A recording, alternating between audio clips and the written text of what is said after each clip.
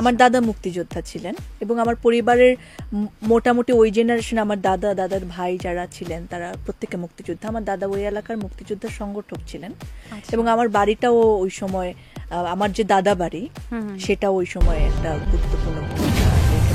এটাকে কি আপনি ধৈর্য হারানো বলবেন যখন একজন মানুষ আপনাকে বলে যে, আমি আসলে ওই কথাটা উচ্চারণ করতে চাই না, ডিরেক্ট যখন আপনাকে কেউ বলেন সেই জায়গায় যদি আপনি এটাকে প্রতিবাদ বলাটাই আমার মনে হয় খুব সুন্দর শোনাবে। দর কষাকষি করছি, এটা এতটাই দিতে হবে, আপনি শুধু শুধু বেশি দাম চাচ্ছেন, দেশের খারাপ অবস্থা, আপনারও রোজগার কম, সবারই খারাপ অবস্থা, তাই বলে আপনি এত দাম চাইবেন।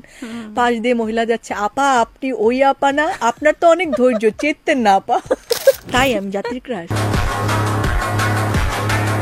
কেন আপনি জানেন না? আজকে জানেন আমার থেকে সোশ্যাল মিডিয়াতে আপনাকে জাতির ক্রাশ বলছে। আচ্ছা, তো জাতির ক্রাশ হয়ে দোকানে কেনাকাটা করতে গিয়ে কি কি সুবিধা আপনি নিচ্ছেন? জাগো এফএম এর অ্যাপ এখন পাওয়া যাচ্ছে অ্যাপ স্টোর এবং প্লে স্টোরে।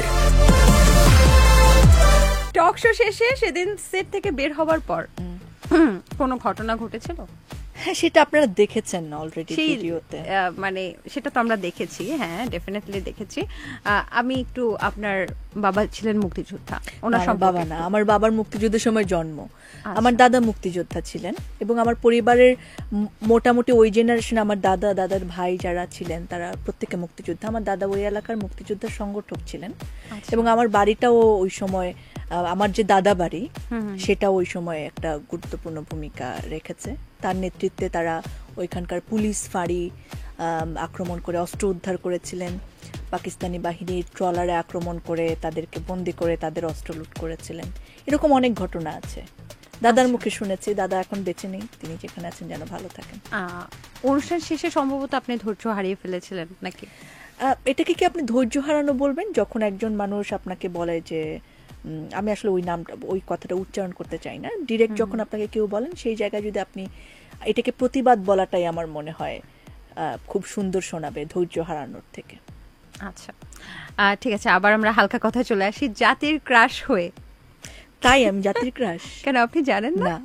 আজকে জানেন আমার থেকে সোশ্যাল মিডিয়াতে আপনাকে জাতির ক্রাশ বলছে। আচ্ছা, তো জাতির ক্রাশ হয়ে দোকানে কেনাকাটা করতে গিয়ে কি কি সুবিধা আপনি নিচ্ছেন? আমি এই কদিনে আমি দেশ নিয়ে সমাজ নিয়ে এত টেনশনে ছিলাম যে আমি দোকানে যাইনি কিছু কিনতে, প্রথমত। দ্বিতীয়ত আমি একটু পার্লারে গেছিলাম একটা কাজে, এবং সেটা পার্লার মানেই হচ্ছে নারী থাকেন সবাই ওইখানে, যারা একদম স্টাফ থেকে। এটা একটা বাংলাদেশের সবচেয়ে ভালো পার্লার যদি বলেন ভুল হবে না। তো ওখানে যারা ছিলেন তারা, আমি বিল করতে যাওয়ার সময় ওরা আমাকে চিনেছেন যে আপনি কি ওই আপু। তারপরে ওরা সবাই আমাকে, ওইখানকার ওনার স্টাফরা সবাই এসে দাঁড়িয়ে আমাকে একটা স্ট্যান্ডিং ওভেশন দিয়েছেন এবং বলেছেন যে মানে দে আর প্রাউড অফ মি। এটা আমার জন্য অনেক বড় পাওয়া। আমার আম্মার সঙ্গে ছিল, আম্মার জন্যই পার্লারে যাওয়া, বাই দ্য ওয়ে আম্মাকে নিয়ে পার্লারে গেছিলাম। আচ্ছা, সো সেই জায়গায় ভীষণ ভালো লাগার। আর মানুষ একটু বিপদও আছে আসলে। আমি এখন মানে দামাদামির জন্য ঝগড়া করতে গেলে একটুখানি বিপদই হবে। হ্যাঁ, এই ঘটনাটা আমি ভুলে গেছিলাম। আমি একটা জিনিস কিনতে গেছি, এগেইন আমার আম্মা এখানে আসবে, আমি একটু মা নেওটা আছি, তো আমি আম্মা একটা জিনিস কিনতে যাবে, তো আম্মার সাথে আমিও আসলে দর কষাকষি করছি, এটা এতটাই দিতে হবে, আপনি শুধু শুধু বেশি দাম চাচ্ছেন, দেশের খারাপ অবস্থা, আপনারও রোজগার কম, সবারই খারাপ অবস্থা, তাই বলে আপনি এত দাম চাইবেন। পাশ দিয়ে মহিলা যাচ্ছে, আপা আপনি ওই আপা না, আপনার তো অনেক ধৈর্য, চেতেন না আপা।